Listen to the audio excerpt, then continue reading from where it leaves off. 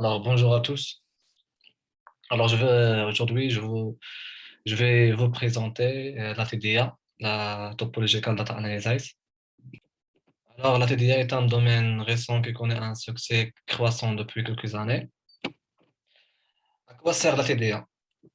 Alors, elle vise à comprendre, analyser et exploiter la structure topologique et géométrique de données souvent représentées par des nuages de points dans un espace euclidien ou des espaces métriques.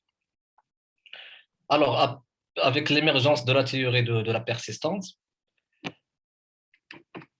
la géométrie et la topologie arithmétique ont fourni des outils mathématiques et algorithmiques nouveaux, efficaces, alors pour aborder ce sujet, combiné à des méthodes statistiques.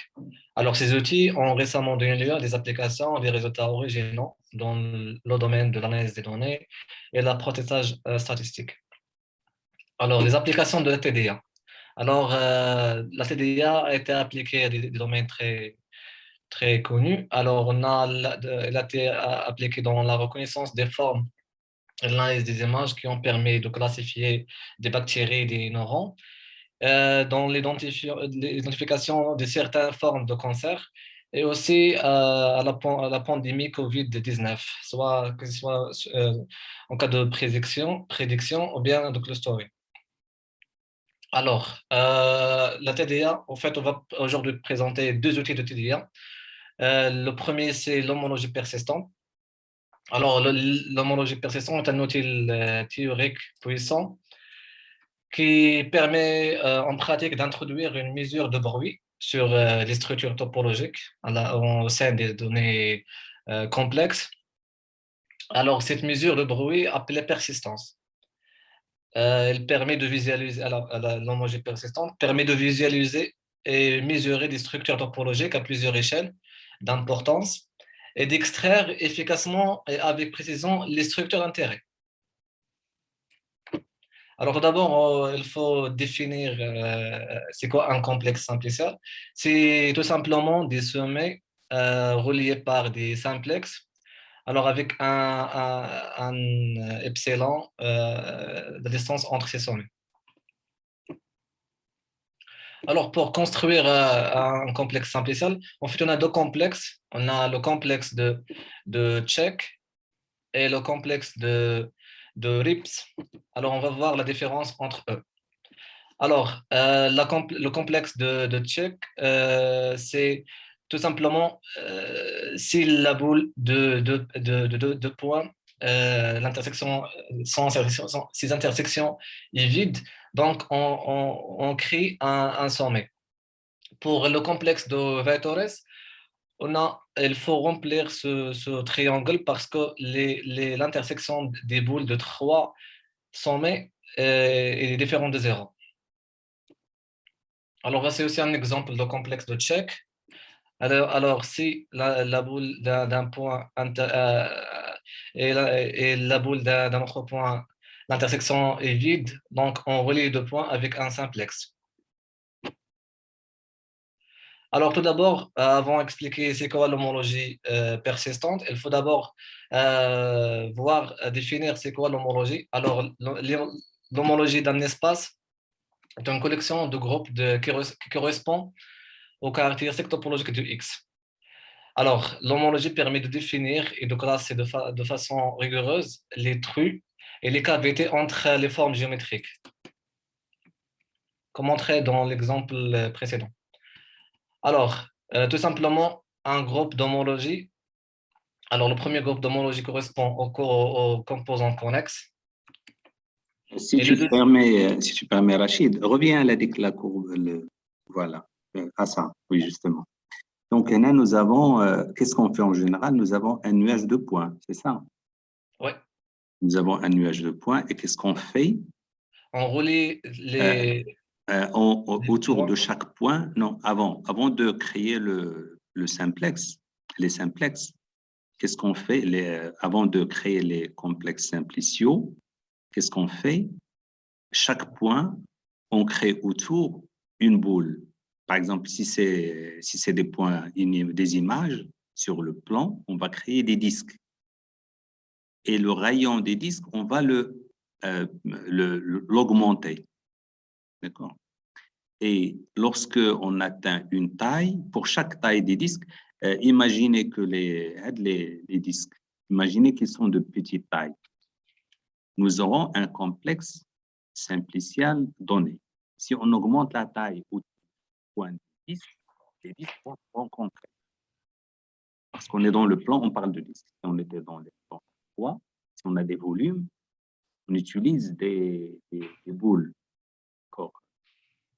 Mais là, on utilise des...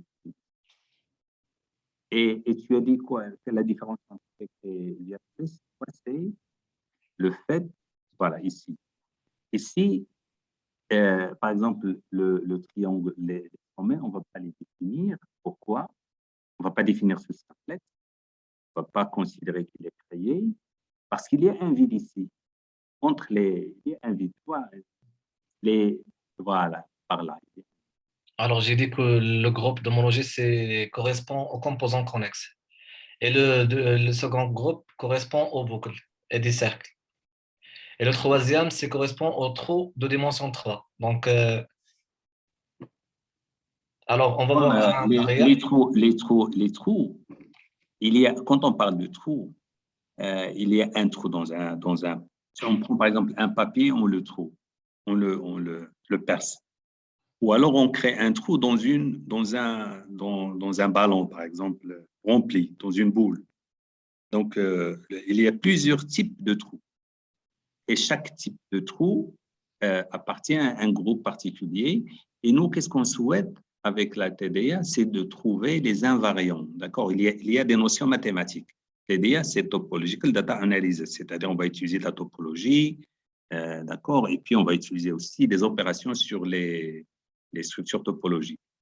C'est pour ça qu'on dit algébrique. C'est un peu de la topologie algébrique. Donc, l'algèbre et la topologie. Et bien sûr, c'est un domaine où il y a des maths. Mais c'est un domaine qui, comme a dit Rachid, qui est devenu intéressant. Donc, l'IA utilise énormément, d'une manière innovante, la topologie algébrique. D'accord. Alors, on va voir un cas d'une fonction réelle. Alors, en fait, l'idée de la persistance consiste à calculer des groupes d'homologie en fonction de t. T, c'est-à-dire la distance entre les points, le rayon des boules. Et de remporter ensuite sur un diagramme les valeurs de t pour lesquelles on observe l'apparition ou la disparition de ces classes d'homologie. Alors, donc, on va voir un cas, comment on fait. Alors, on a un nuage des points. Puis, alors, on varie le rayon T. Et on va voir, alors, on gonfle le rayon. Et on va voir que les composants et les cercles et les trous se composent. C'est bon maintenant. Ah, d'accord. Donc, nous avons ici combien autant de points nous aurons de lignes ici, dans H0. Et puis, en fonction de temps, lorsque on va gonfler un petit peu les points, nous allons avoir, par exemple ici, si tu peux montrer, Rachid, il y a des disques qui se rencontrent. Donc, ils deviennent une seule composante. Ouais. Donc, l'une des composantes, on dit qu'il est parti, qu'il disparaît. Donc, on l'arrête, et ainsi de suite. Donc, les segments rouges, vers la fin, on n'a qu'une seule composante. Regardez, nous allons une seule composante. D'accord. Donc, la ligne rouge, on a une seule ligne rouge, une seule composante, un seul disque à manger les autres. D'accord. Il les a associés à lui, et donc, il les touche. Donc, on a une seule. C'est pour ça qu'on a un seul segment rouge, une seule ligne rouge vers la fin. Au début, on avait plusieurs lignes qui correspondent à des éléments séparés, qui ne se touchent pas. Et puis, en vert, nous avons les trous. En vert, nous avons les trous. Si on gonfle et on suit, à un moment donné, on aura deux trous. Et puis, d'accord, il y a des trous qui apparaissent entre les disques. Ouais. Et puis, ils disparaissent rapidement, jusqu'à l'apparition du trou un peu qui est formé par l'ensemble. et qui va continuer jusqu'à la fin et après il disparaît lui-même. Alors, ce diagramme est appelé diagramme de persistance, puisqu'il va coder la persistance des groupes, c'est-à-dire les groupes qui persistent et les groupes qui sont juste des bruits. Et on peut aussi représenter la persistance sous forme d'un code barre dans lequel on représente la vie, par exemple la vie et la mort d'une classe d'homologie par un trait horizontal. Voici l'exemple. Commençons par est égal à T est égal à I et T est égal à G, ici, en fonction de naissance de la classe et sa mort. Alors, la deuxième partie sera consacrée à les mappes par algorithme. Alors, est une méthode aussi d'analyse des données non supervisées. Alors, c'est une technique aussi de la TDA. C'est pour le but d'analyser les données à haute dimension et aussi la reconnaissance des objets 3D. Alors, il effectue une réduction de la dimensionnalité et un regroupement tout en préservant la forme des données originales. Alors, pour les étapes, la première étape, c'est appliquer une fonction de projection. Alors, on projette les données de X vers XD. La deuxième étape, c'est de couvrir les données, c'est-à-dire faire des intervalles en liant ces données. Et la troisième étape, c'est d'appliquer un algorithme de clustering. Et la dernière étape, c'est de lier ces clusters il est représenté par des nœuds et il est lié par des simplex. Alors en fait, on va voir une application de cette technique à la pandémie COVID-19. Alors on a travaillé avec des données des États-Unis de période de mars jusqu'à juin 2020. Alors, on a appliqué cette méthode. Premièrement, on a fait pour les données, pour normalisation des données, on a travaillé avec des vecteurs de quatre composants en R4. Alors, le premier composant, c'est le latitude et longitude, c'est-à-dire les données, les coordonnées géographiques des comtés. On a travaillé avec des gouvernements locaux, des comtés en États-Unis. Le troisième facteur, le troisième composant, c'est le cumul des cas confirmés. Et pour avoir une série temporelle, on a ajouté les jours, l'indice de jours. Alors, par exemple, King County in Washington. Alors, c'est étudié par exemple de 47 degrés de latitude nord et de 122 degrés de longitude ouest. Alors, il cumule 7472 cas et au 17 mai 2020. Alors, notre vecteur sera sous la forme de 47 122, 7472, 117. C'est l'indice de jour. Alors, premièrement, on a choisi une fonction de mapping. On a choisi une fonction qui retourne le vecteur elle-même. Aussi, on a implémenté l'application en Python. Donc, on a travaillé avec une méthode, une bibliothèque Kepler Mapper qui donne le résultat. Et on a appliqué aussi un algorithme de clustering donné par la même bibliothèque. Alors, voici le résultat en 19 juin 2020. Alors, on va voir chaque nœud représente quoi. Alors, chaque nœud contient des données, des comtés. Ce nœud contient juste 31 données, provient tous de New York. Alors, on revient à notre résultat. Alors, on regarde le graphe. Alors, tous les comtés de New York Los Angeles et Coq.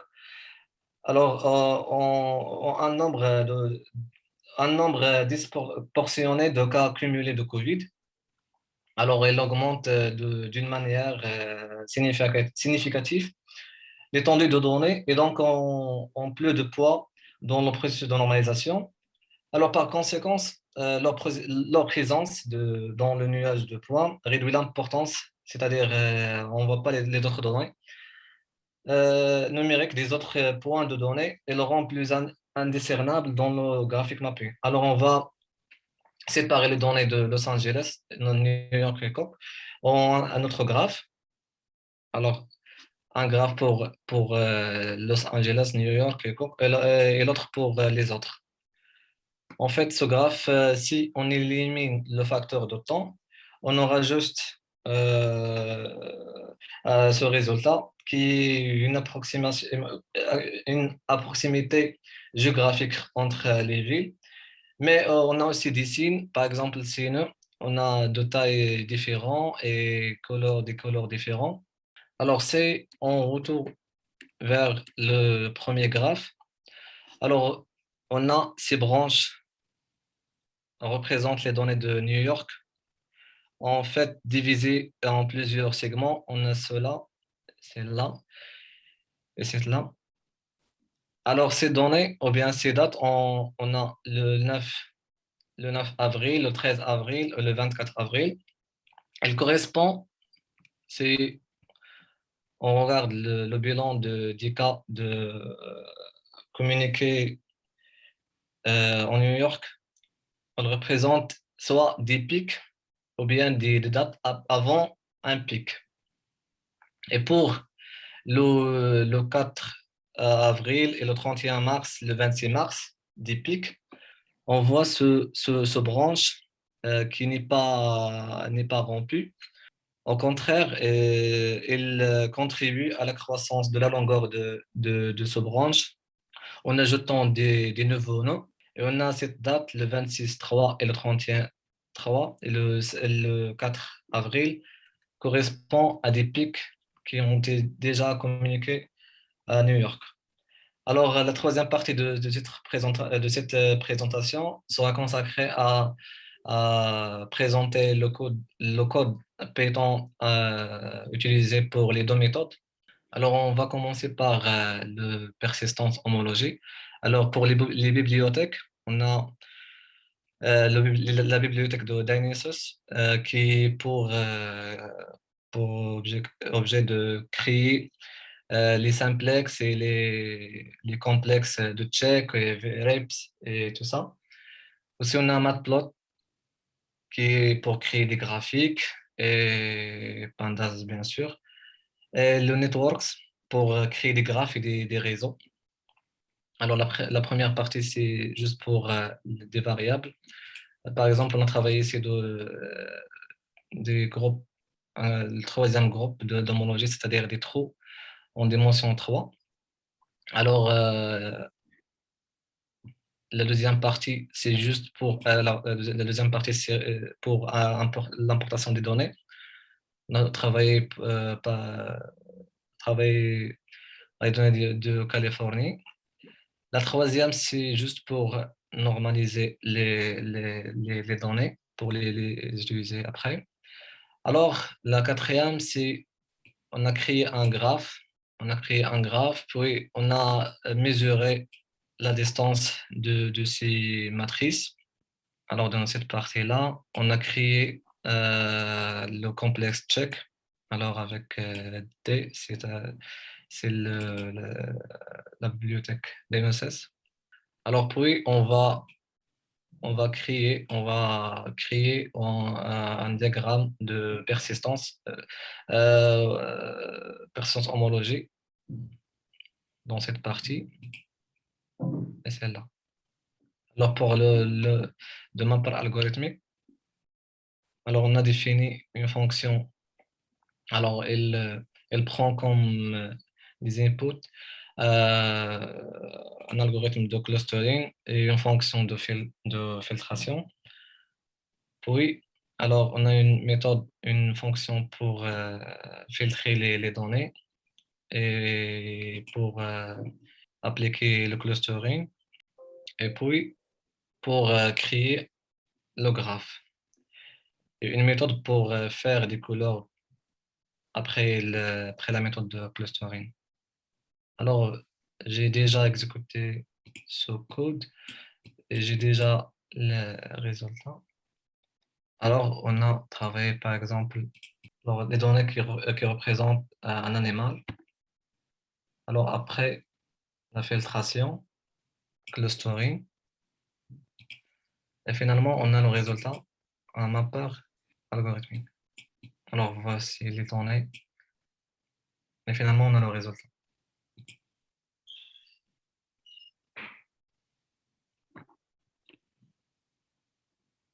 Merci, merci Rachid. Donc, je ne sais pas s'il y a des questions. Le thème de la TDA n'est pas facile, d'accord? Donc, mais il est très, très intéressant. Donc, il faut y aller doucement. À chaque fois, on présente quelque chose.